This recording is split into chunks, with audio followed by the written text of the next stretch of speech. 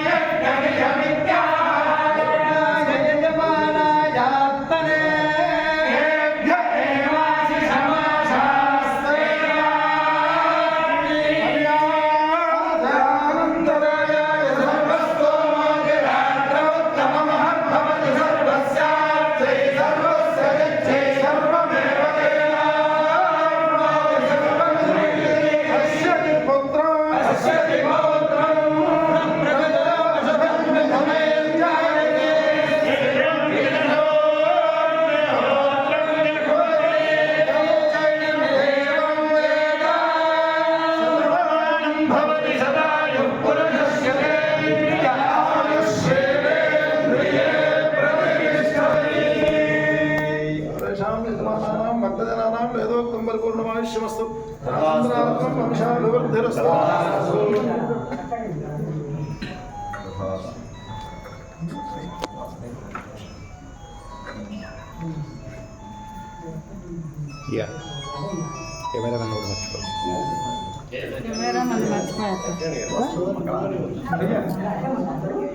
ఓం నమో వెంకటేశాయ.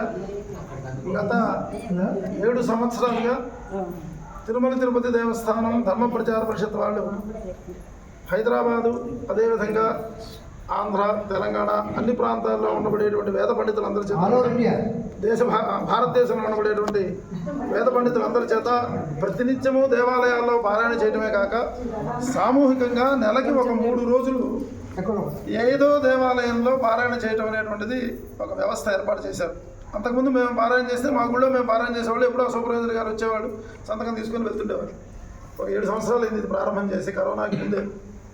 అప్పటి నుంచి భాగ్యనగరంలో అంటే హైదరాబాద్లో 2 భాగాలు చేసి, ఒకటి సికింద్రాబాద్ ప్రాంతం అని, ఒకటి హైదరాబాద్ ప్రాంతం అని చేసి, ఈ హైదరాబాద్ ప్రాంతంలో ఉండబడేటువంటి 4 వేదాలు సంబంధించిన శుక్లయజుర్వేదంతో కూడా కలిపి ప్రతి మాసము దేవాలయంలో పారాయణ చేస్తున్నాం. మన ఇక్కడ విష్ణు సహస్ర బృందక్షేత్రం గతంలో కూడా ఒకసారి ఇక్కడ పారాయణ చేయడం జరిగింది. అయితే ఈసారి విశేషం ఏంటి అంటే సప్తాహాల కార్యక్రమం అహోరాత్రంగా వారు ఎంతో శ్రమ చేస్తూ కార్యక్రమాన్ని నడిపిస్తున్నప్పటికీ మనం ఈ కార్యక్రమం ఇక్కడ పెడతాము అని అడిగినప్పుడు తప్పకుండా రండి అని వారు వెంటనే 2వ మాట మాట్లాడలేదు, తప్పకుండా రండి అని వెంకటేశ్వర గారు అన్నారు. అదేవిధంగా ఇక్కడికి వచ్చి 3 రోజుల పాటు ఇక్కడ ఈ పారాయణ యథావిధిగా అన్ని వేదాలు పూర్తిగా సంపూర్ణంగా చేయడం జరిగింది. ఇంతటి అవకాశం కల్పించినటువంటి ముందుగా వెంకటేశ్వర స్వామికి కృతజ్ఞతలు. ఈ కార్యవర్గం వారందరికీ కూడా ధన్యవాదాలు. మళ్ళీ మళ్ళీ ఇటువంటి అవకాశాలు మాకు కలగాలని, తద్వారా మీకు ఇక్కడ పారాయణకు వచ్చినటువంటి భక్తులందరికీ కూడా పరమేశ్వరుడు వేదవిత్తు అయినటువంటి వెంకటేశ్వర స్వామి అనుగ్రహం కలగాలి అని ప్రార్థిస్తూ, అదే ఈ వెంకటేశ్వరుడే ఆ రూపంలో వచ్చారంతే. వారి తరఫున చిన్న సన్మానం, బృందం వారందరి తరఫున, అదే కార్యవర్గ